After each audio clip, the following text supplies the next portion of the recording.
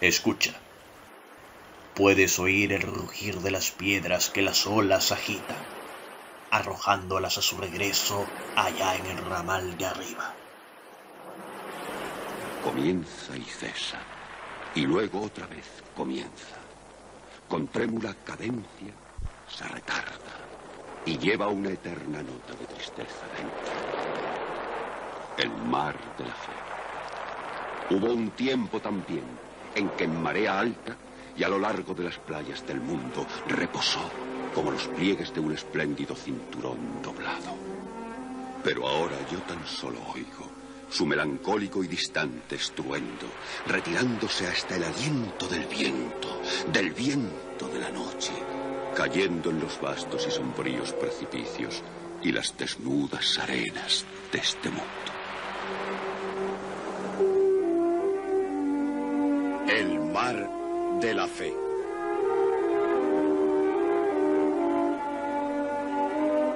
El universo mecánico.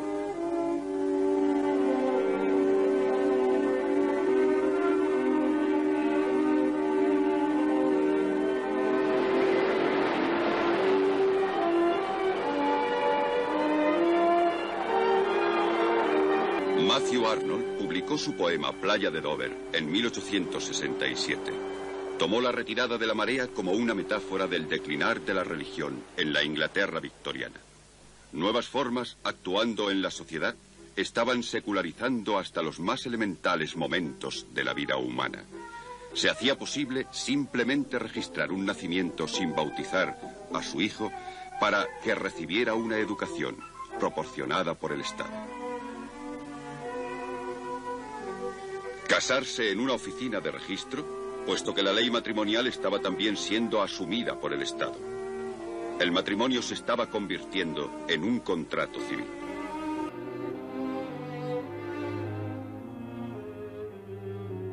Y podías ser enterrado en un cementerio municipal.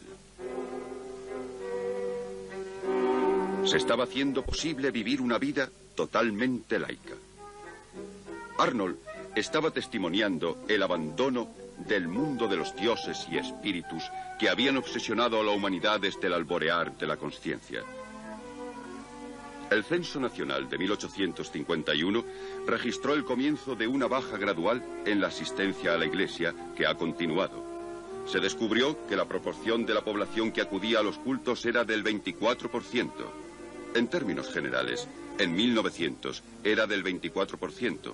Y en 1981 del 7%.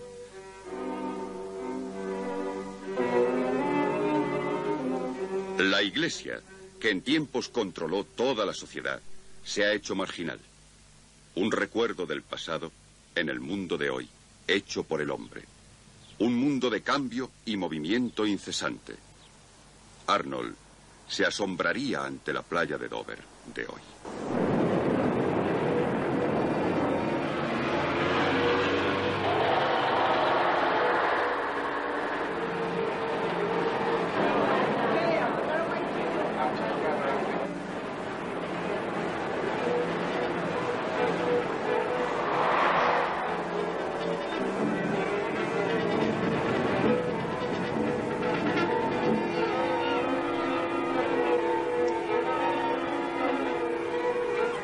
Este inquieto nuevo mundo, basado en la ciencia y la tecnología, apareció por primera vez en la Inglaterra de Arnold. Hoy, claro está, eso domina en todas partes y ha sumido a las más viejas creencias y culturas en la crisis. ¿Por qué es así? Porque el nuevo mundo debe su éxito a un inexistente, inquisitivo y escéptico hábito mental que considera todas las creencias culpables, hasta que han demostrado su inocencia. Y eso ha tenido el efecto de socavar fatalmente la confianza de la gente en las viejas certidumbres con las que solían vivir. Hoy mucha gente no sabe en qué creer. Yo soy lo que llaman un filósofo de la religión. Como cristiano, quiero saber de qué forma, si hay alguna, es posible hoy para nosotros la fe cristiana. Como filósofo, quiero saber qué visión de la vida y qué bases de valores aún nos quedan. Así que en estos programas hemos elegido cierto número de acontecimientos decisivos y de grandes pensadores. El programa de hoy, por ejemplo, Se centrará en el momento en que la vieja visión religiosa del mundo al fin se quebró. La nueva visión científica de este comenzó a reemplazarla. Conforme avancemos, le daremos tanto espacio a los ateos como a los creyentes, porque se lo merecen. También ellos tuvieron que luchar por una filosofía de la vida y nuevos valores.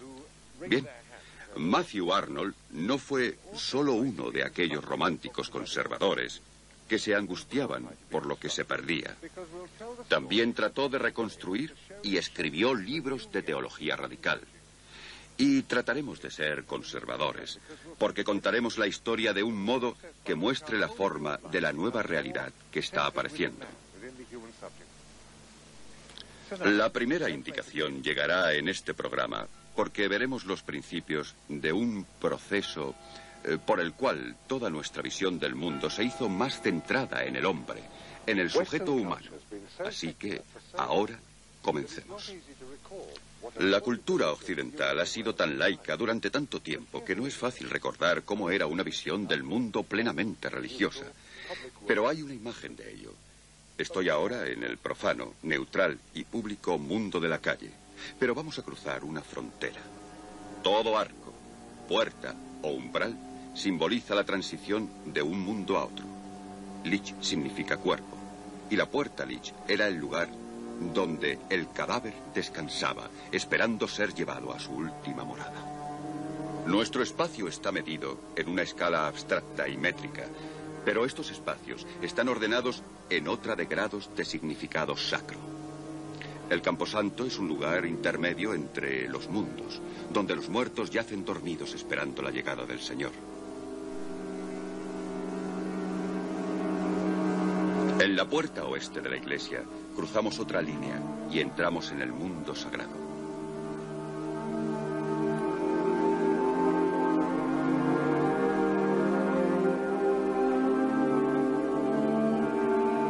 El laico, al tomar su lugar, se convierte en parte del mismo movimiento simbólico desde la tierra al cielo. Es un miembro de una comunidad peregrina que marcha hacia su destino. El crucifijo sobre el presbiterio es otro símbolo del paso del mundo terrenal al celeste. Es a través de la cruz como la gente pasa de la tierra al cielo. Desde ahora, quienes oficien el culto quedarán revestidos del blanco celestial. Ahora, esto se hace más palpable cuando nos acercamos al santuario. Los escalones en ascenso indican grados crecientes de exaltación y santidad. Aquí están las imágenes del sacrificio de Cristo, el sacramento reservado, el propio cuerpo de Cristo, y la llama perpetua de la lámpara del santuario, que representa la presencia del mismo Dios.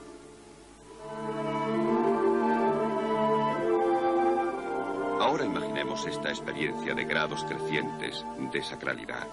Analogías, correspondencias ocultas, poderes sacros, influencias, todo haciéndose tan intenso que gobierna todo tu modo de pensar sobre el espacio y el tiempo, sobre la sociedad y el universo. El mundo medieval era algo así.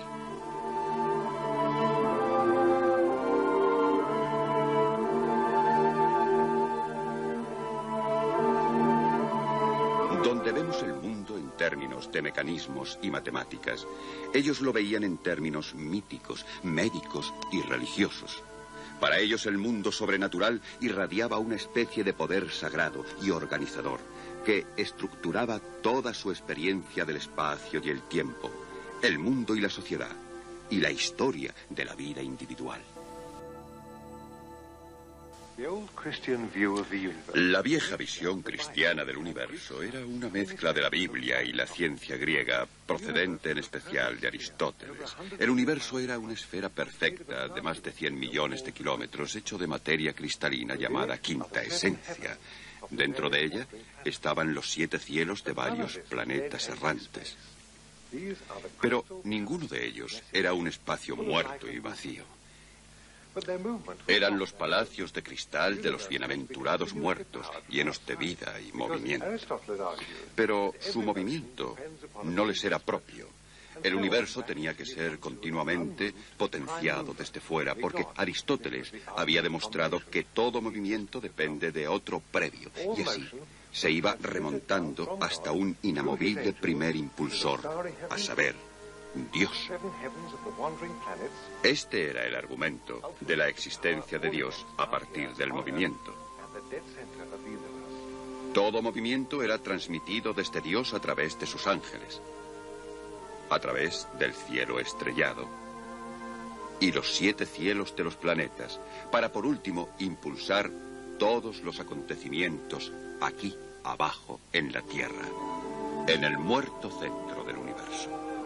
Sobre la Tierra del planeta están las esferas del agua, el aire y el fuego, pues todo bajo la Luna está compuesto de estos 4 elementos. La Tierra es corruptible y cambiante, pero los cielos planetarios son eternos. Cuando giran, resuenan con la música de las esferas e impulsan los acontecimientos de la Tierra. De hecho, esta era una visión del mundo en la que tenía sentido la astrología. Las influencias celestiales eran canalizadas por medio del zodiaco y los planetas para llegar a todos los aspectos de la vida humana. Allí existe una secreta armonía y correspondencia entre el hombre y el universo. Aquí es a través de los signos del zodiaco como la bendición de Cristo irradia al cosmos entero.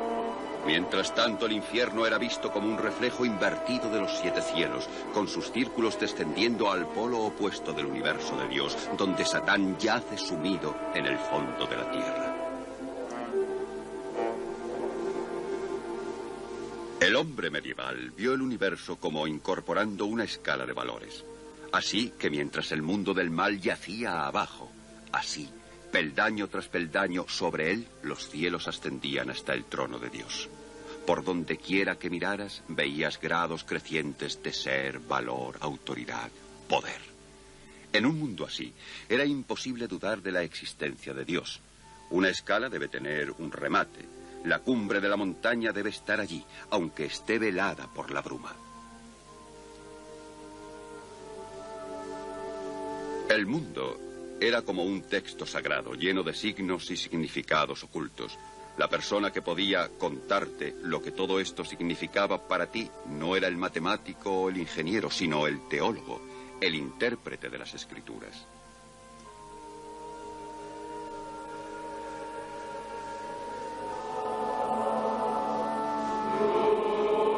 La visión medieval del mundo daba un respaldo cósmico a las autoridades de la Iglesia y el Estado. Aquí, en el exterior de una iglesia romana, las jerarquías terrenas y celestiales se mezclan en la escalera que une la tierra con el cielo. Ángeles, profetas, apóstoles y obispos. Las autoridades en la tierra son legitimadas desde lo alto, uniendo el orden social con el cósmico. El propio Dios había fundado la Iglesia, estableciendo su ministerio y sus sacramentos como canales de gracia, fluyendo desde el más alto cielo hasta el más humilde campesino. En algunas partes de Europa Oriental, donde algo del viejo orden aún sobrevive, podemos vislumbrar lo que pudo ser para toda una civilización ser construida sobre esa gente, sus lazos con la tierra, su dependencia de la naturaleza y la protección de sus señores, sus tradiciones populares y su fe. En la Roma de 1600, pese a la Reforma, el viejo orden aún se mantenía. La teología seguía siendo la reina de las ciencias y todas las ramas del conocimiento estaban sometidas al control de la Iglesia. El conocimiento era política y no se podía hacer una ruptura con la visión tradicional del mundo sin una lucha de potencias. Por eso la carrera y el destino de Galileo conservan tanta importancia. Galileo Galilei nació en 1564, el mismo año que Shakespeare, y vivió y trabajó en Pisa, Padua y Florencia.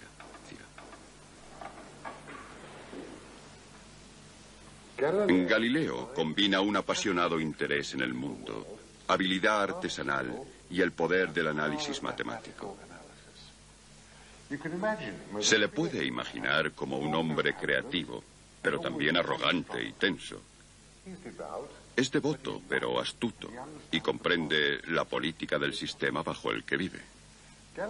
Su héroe no fue Aristóteles, sino otro griego, Arquímedes, ingeniero y matemático. Pues Galileo ya no vivía en el viejo universo medieval. Su mundo es uno en incesante movimiento, donde cada desplazamiento de un cuerpo obedece a las leyes matemáticas que pueden ser demostradas experimentalmente. Quizá no haya en la naturaleza nada más viejo que el movimiento. Sin embargo, he descubierto algunas propiedades de él, hasta ahora no tenidas en cuenta. Habiendo colocado una tabla en posición inclinada, dejamos rodar una bola por ella, anotando el tiempo requerido para hacer el descenso. Para medir el tiempo empleamos una gran vasija con agua. En el fondo de la vasija dispusimos un tubo que dejaba caer el fino chorro de agua. Esta la recogimos en un pequeño vaso durante el tiempo de cada descenso. El agua era pesada en una balanza muy precisa. Las proporciones de esos pesos no daban las del tiempo. Ahora dejamos correr la bola la cuarta parte de longitud y medido el tiempo de su descenso, lo encontramos precisamente la mitad del anterior. Aristóteles no tuvo un concepto apropiado de la aceleración. Solo creyó que la velocidad de un cuerpo que cae es directamente proporcional a su peso. Estaba equivocado. Galileo analizó la aceleración matemáticamente. Contra este y docenas de otros puntos, lanzó Galileo un ataque decidido a la filosofía natural de Aristóteles. Quería mostrar que detrás de la naturaleza no hay más que un orden matemático. Así que comenzó a elaborar las leyes del movimiento que Newton finalizaría. Las implicaciones teológicas fueron considerables. En la nueva y dinámica visión del universo, según Galileo, el movimiento es interno y perpetuo. Un cuerpo que está moviéndose sigue haciéndolo hasta que algo lo detiene, y entonces acción y reacción son iguales y opuestas. El movimiento se conserva. Ya no es necesario llegar a un primer impulsor que mantenga al universo continuamente activado. Y así, el viejo argumento aristotélico del movimiento a Dios se quebró.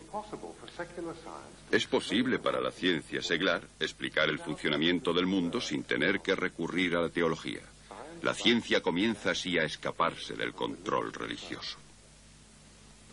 La crisis comienza cuando Galileo se vuelve a la astronomía, donde se une a los seguidores de Copérnico. Fue el primero que dirigió un telescopio al firmamento.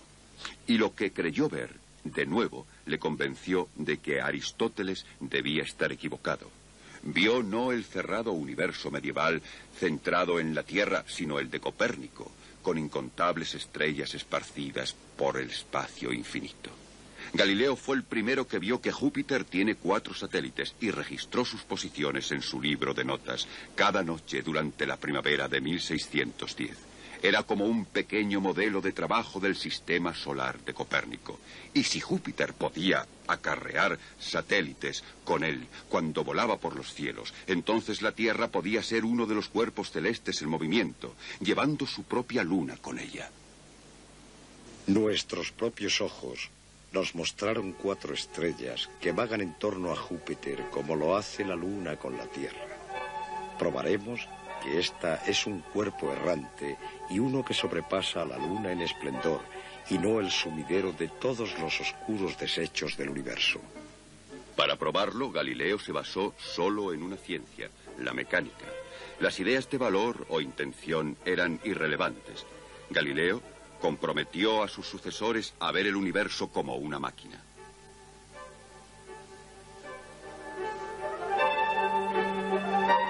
La nueva visión del universo era inquietante. Algunos pensadores hablaban del universo y no de Dios como infinito y eterno. Por estas herejías, otro seguidor de Copérnico, Giordano Bruno, fue quemado en Roma en 1600. Así que los descubrimientos de Galileo podían ser fácilmente vistos como amenazadores. Los eclesiásticos mantenían que era demasiado dogmático el atacar a Aristóteles, que no podía probar la verdad de sus opiniones y que en cualquier caso las escrituras decían que la Tierra estaba fija. En 1616, según un documento vaticano, el comisario general de la Inquisición obligó a Galileo a prometer no mantener, enseñar o defender la doctrina de que el Sol está inmóvil y la Tierra se mueve. Esta acción fue ilegal y el documento no lleva firma. Aún así, más tarde sería usado contra él. Galileo fue una notable figura pública con muchos amigos influyentes y poderosos, incluyendo al Papa. Era un católico leal, pero estaba determinado a promocionar sus ideas. Así que en 1632 publicó su obra Diálogos concernientes a los dos máximos sistemas del mundo, habiendo obtenido primero los debidos imprimatur de Roma. Esto debió ser así correcto, pero el libro causó una tormenta. Una comisión lo hojeó y luego lo envió a la Inquisición, y Galileo fue llamado a Roma. Mientras tanto, sus enemigos jesuitas comenzaron a trabajarse al Papa. Su santidad decreta que el dicho Galileo debe ser interrogado con respecto a sus intenciones, incluso con la amenaza de tortura, y para ser condenado a prisión como mejor disponga la Santa Congregación, y se le ordene no tratar más, de ningún modo, ya sea verbal o por escrito, de la movilidad de la Tierra y la estabilidad del Sol. De otro modo incurrirá en las penas por reincidente. 6 días después le fue leída la sentencia a Galileo en el convento de Santa María Supra Minerva y se retractó. Se retractó diciendo: Yo, Galileo, hijo del difunto Galileo Galilei, florentino de 70 años de edad, juro que siempre he creído, creo, y con la ayuda de Dios en el futuro creeré todo lo que es mantenido, predicado y enseñado por la Santa, Católica y Apostólica Iglesia. He sido juzgado de ser vehemente sospechoso de herejía, esto es, de haber mantenido y creído que el Sol es el centro del mundo e inmóvil y que la Tierra no es el centro y se mueve. Por tanto, con corazón sincero y fe desprovista de pretensiones, yo adjuro, maldigo y detesto los antes dichos errores y herejías. Y si yo violara, prohíbalo Dios, cualquiera de mis promesas y juramentos, me someto a todos los castigos y penas impuestos y promulgados en los cánones sagrados.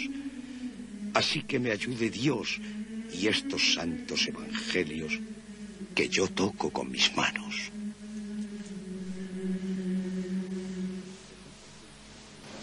Su condena fue un golpe aplastante para Galileo.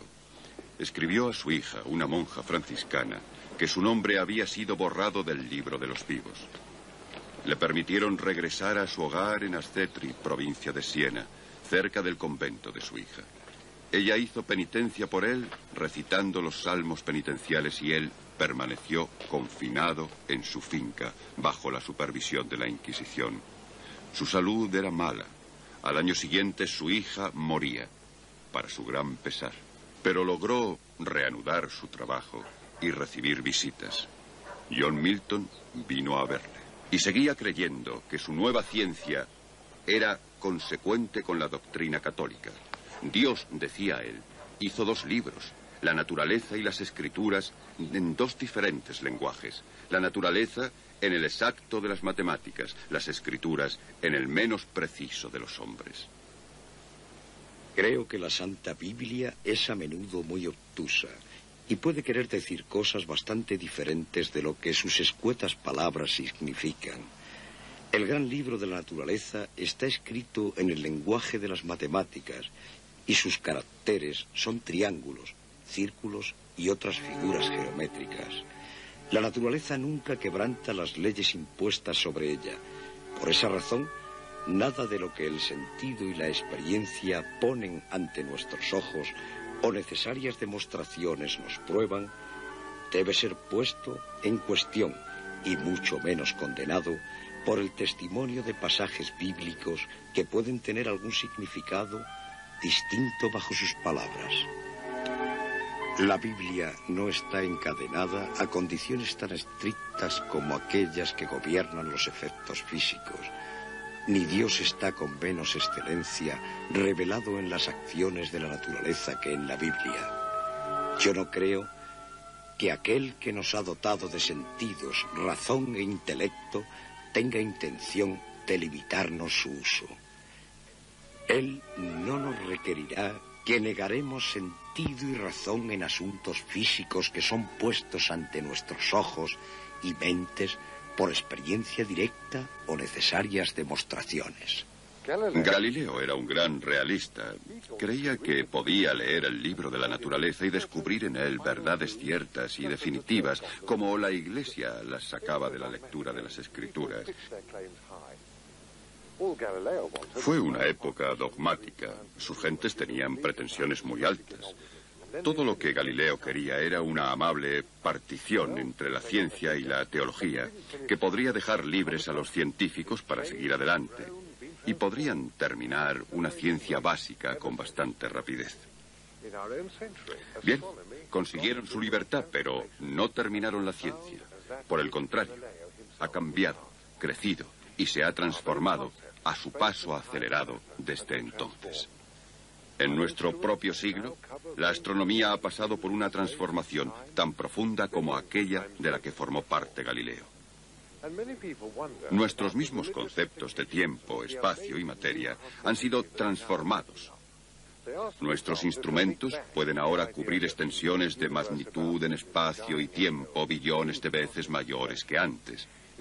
Y muchos se preguntan sobre las implicaciones religiosas de la asombrosa cosmología que está ahora abriéndose. Preguntan, por ejemplo, si el Big Bang, la idea de que el universo sobre nosotros es el eco moribundo de una enorme explosión cósmica, si esa idea es la misma que la de la creación del mundo en la religión.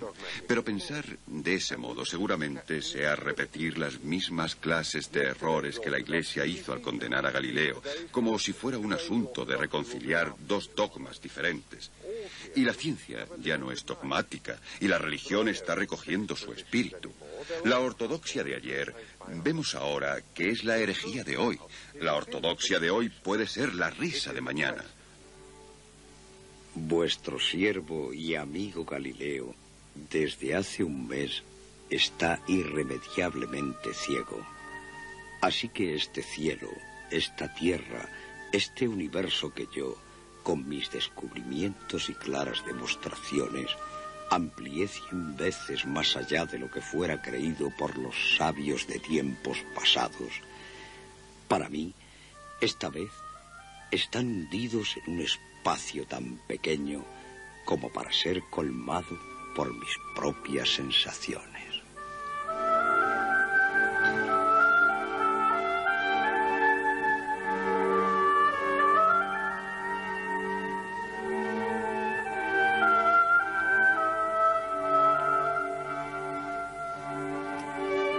Han llegado nuevas de la pérdida de Galileo, que conmueven no solo a Florencia, sino a todo el mundo y todo el siglo. Ahora que ha cesado la envidia, la sublimidad de aquel intelecto comenzará a ser conocida. Servirá a la posteridad como guía en la búsqueda de la verdad.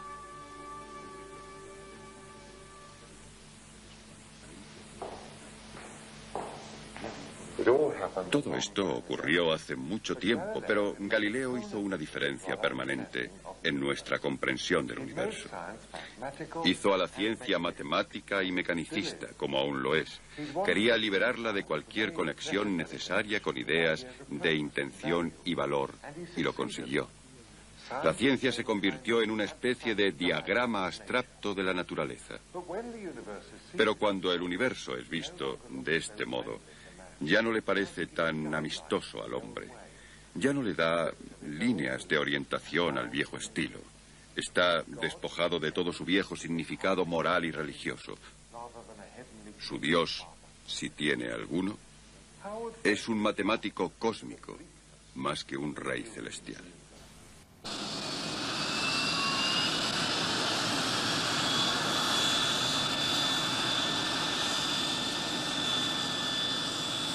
¿Cómo podrá la fe responder a la frialdad de esta nueva visión del universo?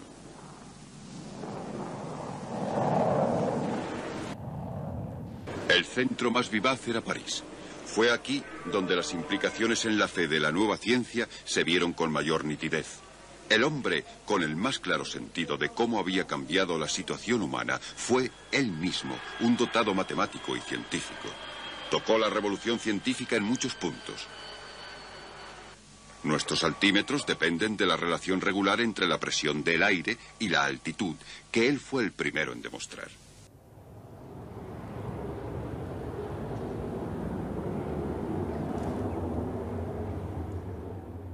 Un autobús de París aún circula por una ruta que él planeó.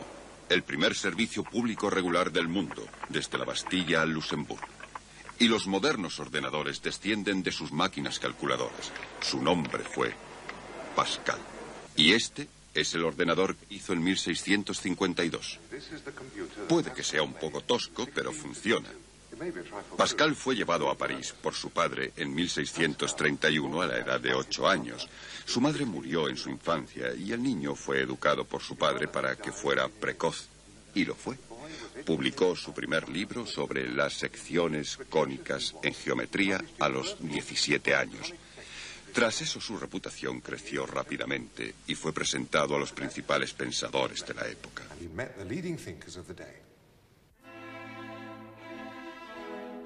Los intelectuales parisinos de la época ardían de entusiasmo por el nuevo saber.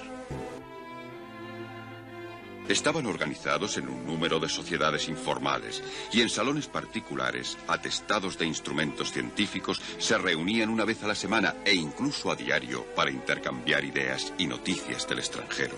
En una de estas reuniones, Pascal se encontró con el filósofo René Descartes. Este se había convertido en el exponente más destacado de la nueva ciencia mecanicista y en un racionalista intransigente. Probó la existencia de Dios mediante argumentos abstractos y luego usó a Dios para certificar la validez de la razón humana y la existencia del universo mecánico. Después de eso, la ciencia se desbordó. Para Pascal, que era una personalidad intensamente cristiana, tan flaca alabanza a la religión era detestable. Y decía: yo no puedo perdonar a Descartes. En toda su filosofía le gustaría prescindir de Dios, pero no puede dejar de permitirle un golpe de dedo para poner el mundo en movimiento. Después de eso, él ya no necesitaba a Dios. Este Dios metafísico no era el Dios que Pascal estaba buscando en privado. En público era un hombre dotado y sociable con cientos de amigos y corresponsales. Estos incluían figuras tan distintas como la reina Cristina de Suecia, el arquitecto Christopher Wren y Descartes. Pero en privado era una figura menos alegre, enfermizo, y sentía que el mundo era vanidad. Escribió en una nota: la existencia humana, inconstancia, hastío, ansiedad. Arduas investigaciones científicas y matemáticas le ayudaban a combatir el hastío, pero Pascal no era optimista sobre la ciencia al estilo moderno. El efecto de los nuevos descubrimientos había sido el de destruir el sentido tradicional de las gentes sobre su lugar en el universo. La gente se sentía como ajena, literalmente personas desplazadas. Se sentía rodeada de vertiginosas nuevas visiones de grandeza y pequeñez. En la mente de Pascal, esta sensación de destierro iba unida a su comprensión cristiana del pecado, el paraíso perdido, la necesidad de salvación del hombre, las contradicciones de la naturaleza humana. Planeó un libro dirigido a su época que pudiera mostrar el camino a la fe. Tomó la forma, o iba a tomar la forma, de una larga serie de exploraciones psicológicas. Sus notas para ello sobreviven. Las llamamos sus pensamientos y son una obra genial, en las que dice: todo el mundo visible es solo un punto imperceptible en el amplio seno de la naturaleza. Ninguna idea se le aproxima. Para ofrecer al hombre un asombro, miremos a las cosas más minúsculas. Deja que un gusano le muestre en su diminuto cuerpo partes aún más diminutas. Piernas con articulaciones, venas en sus piernas, sangre en sus venas, humores en la sangre, vapores en las gotas. Déjale dividir más y más estas cosas hasta que agote sus poderes de imaginación. Nuestro propio cuerpo humano es ahora un coloso comparado con la nada más allá de nuestro alcance. De las dos infinitudes de la ciencia, la de lo grande es mucho más obvia. El eterno silencio de esos espacios infinitos me llena de pavor. Cuando contemplo al universo entero en su silencio y al hombre dejado a sí mismo, como perdido en este rincón del universo, sin saber quién lo puso allí, a qué ha venido, qué será de él cuando muera, incapaz de saber nada, caigo en el terror. El hombre es solo una caña, pero una caña que piensa. El universo no necesita empuñar armas para aplastarle. Un vapor, una gota de agua, bastan para matarle. Pero aunque el universo le aplaste, el hombre aún seguiría siendo más noble que su asesino, porque sabe que está muriendo. El universo no sabe nada de eso. La grandeza del hombre le llega de saber su miseria. Consideremos este punto y digamos, o bien existe Dios o no existe.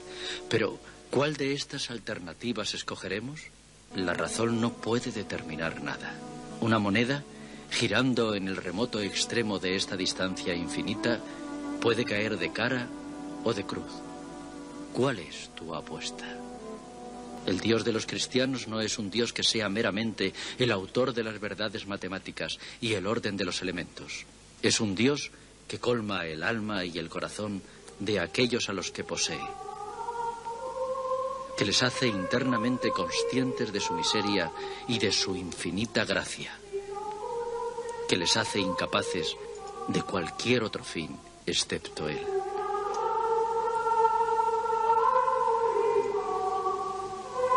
Es el corazón quien percibe a Dios, no la razón. La razón tiene sus razones, que la razón no sabe nada. Desde 1646, la familia Pascal se implicó en un movimiento centrado en el convento de Port-Royal. Sus enseñanzas acentuaban lo corrupto de la naturaleza y la necesidad de romper con el mundo y vivir una vida de converso. La hermana de Pascal, Jacqueline, fue profundamente influida y quiso entrar en el convento. Tanto su padre como Pascal se opusieron. Una de las causas pudo ser que habría que aportar una cuantiosa dote. Así que existía una tensión en la familia que afectó mucho a Pascal. Pero en 1651 el padre murió. Al año siguiente, Jacqueline entró en el convento. Pascal se instaló en esta casa en París. Ahora estaba solo. Habiendo perdido a su padre por la muerte, a una hermana por matrimonio y a la otra por la vida religiosa. Tenía 30 años y su desarrollo personal se acercaba a su clímax.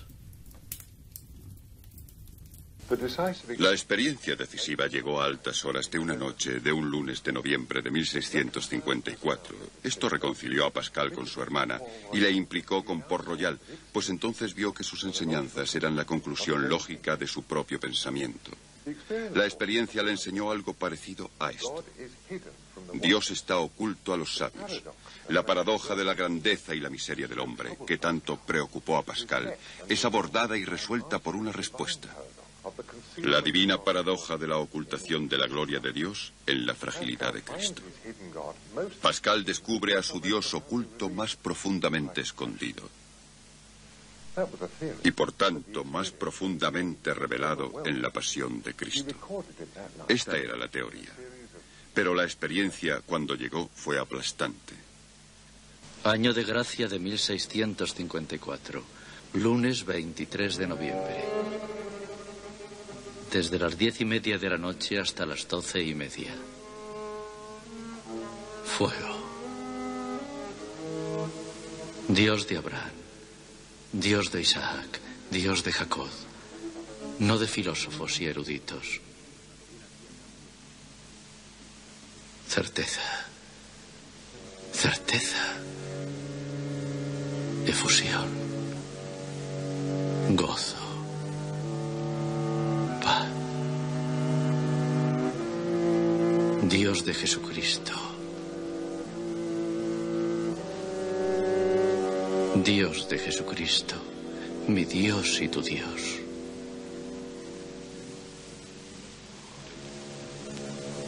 Tu Dios será mi Dios.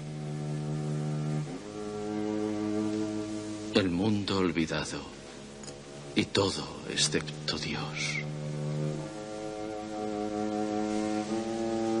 Grandeza del alma humana. Oh Padre de rectitud, el mundo no te ha conocido, pero yo sí. Gozo, gozo, gozo, lágrimas de gozo. Pascal copió esto en un trozo de pergamino. Fue encontrado cosido a sus ropas cuando murió a la edad de solo 39 años.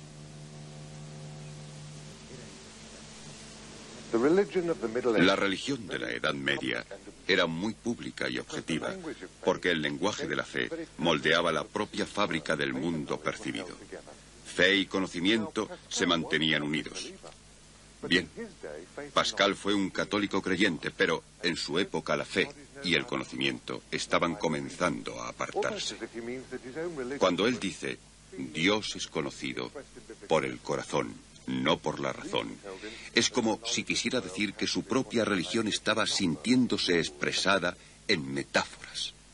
La razón le decía que nuestro conocimiento del mundo ha de ser puesto en el lenguaje del número, la regla y el mecanismo. Y este es el problema de el mar de la fe. Y por eso nos remontamos hasta Galileo. La fe postula un control personal de los acontecimientos, una providencia moral, presencias y poderes invisibles, intervenciones divinas. Pero a lo largo de siglos, nuestro creciente conocimiento científico ha excluido siempre tales ideas. El resultado ha sido abandonar el lenguaje de la fe en un limbo disociado y por tanto de incierto significado. Ha perdido gradualmente fuerza descriptiva y autoridad social. Ninguna época fue tan aplastantemente dominada por la idea del universo mecánico como el siglo XIX. Sus gentes, al asumir que las fuerzas naturales eran previsibles y controlables, dominaron los elementos fuego, aire y agua. Mecanizaron también la sociedad con el capitalismo, la contabilidad por partida doble, la burocracia y las estadísticas. Pero en su religión se contentaban simplemente con retroceder al mundo medieval. Y es inútil preguntar cómo pudieron hacerlo, pues nosotros hacemos lo mismo. En este siglo nos congregamos en las procesiones y las misas del gallo.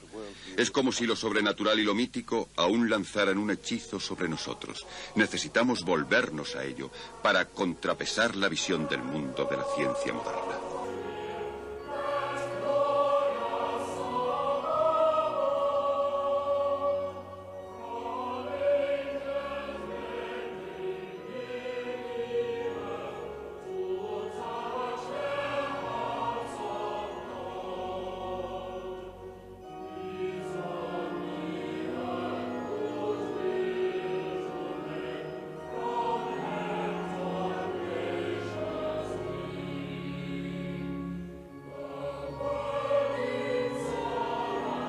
Ángeles inclinándose cerca de la tierra para tocar sus arpas de oro. Recuerdo que canté estas palabras en la Navidad de 1957, en mis días de estudiante. Fue poco después de la partida del Sputnik y de pronto me sentí un tonto. ¿Por qué estaba celebrando un mundo que había desaparecido hacía siglos?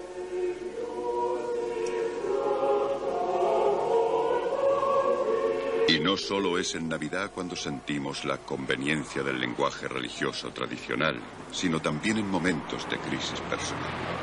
En tales ocasiones nos damos cuenta tanto de la dependencia en la ciencia del mundo moderno, como de nuestra continuada necesidad de religión. Pero, ¿cómo encajamos estos dos pensamientos? Yo me enfrenté con esta cuestión a principios de los años 60, cuando fui cura en Salford. Nuestra última tarea de cada tarde era visitar las salas de este hospital para hablar con los pacientes de lo que ellos quisieran. Bien, El hospital, naturalmente, está por entero basado en la moderna medicina científica laica. Pero muchos pacientes querían discutir su enfermedad como un problema religioso. Una mujer muriéndose de cáncer dijo: ¿por qué me pasa esto a mí? Una mujer que dio a luz un niño subnormal creía que Dios debía estar castigándola.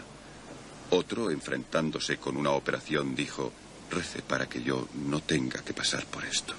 Una vez recé con sus parientes por un hombre con un tumor cerebral y después se recuperó. Estaban convencidos de que fue un milagro. Yo estaba perplejo por muchas de las cosas que la gente me decía. Claro está que es bastante natural responder de un modo religioso a una crisis en la vida de uno. Todos lo hacemos. Pero la gente claramente esperaba de mí que respaldara interpretaciones muy sobrenaturales de sus enfermedades y recuperación. Pero ¿realmente manda Dios la enfermedad como una advertencia o un castigo? Y si Dios cura a la gente en respuesta a sus oraciones, ¿por qué no lo hace con más regularidad? Y si algunas de estas interpretaciones sobrenaturales de la enfermedad son correctas, entonces, ¿qué estamos haciendo en un hospital moderno que está basado en la idea de que la enfermedad tiene causas naturales y es controlable por la tecnología humana? De hecho, claro está, que ni siquiera los más extremistas conservadores religiosos creen seriamente que podamos prescindir de la medicina moderna. En cambio, desde los tiempos de Pascal, la ciencia se movió más y más hacia la esfera humana. Y yo me veía forzado a tratar de sacar una interpretación de lo que estaba haciendo y de lo que la gente me decía. Algo que fuera consistente con la ciencia médica. Creo que en aquellos días yo estaba comenzando a desplazarme de la idea de que la religión ofrece una explicación de los acontecimientos o una tecnología auxiliar a la que acudir cuando los doctores fallan. No, es algo muy diferente a eso. Yo pensé sobre el problema cuando me llamaron aquí a un lecho de muerte a las 3 de la madrugada. No había familiares presentes y el paciente estaba solo y ya inconsciente. Vivió solo unos minutos. Le di la absolución y dije las oraciones de rigor. Después me pregunté qué había hecho. Aquello no había supuesto ninguna diferencia científicamente mensurable para él. No supongo que yo mágicamente alterase su destino eterno de lo que de otra manera podría haber sido. Pero sentí que había merecido la pena y espero que cuando llegue mi turno hagan lo mismo por mí. Me pareció entonces como si la religión fuera un modo de afirmar el valor de la vida humana desde su primer aliento hasta el último. Nos toca a nosotros darle ese valor. Afirmar la dignidad humana frente al universo indiferente.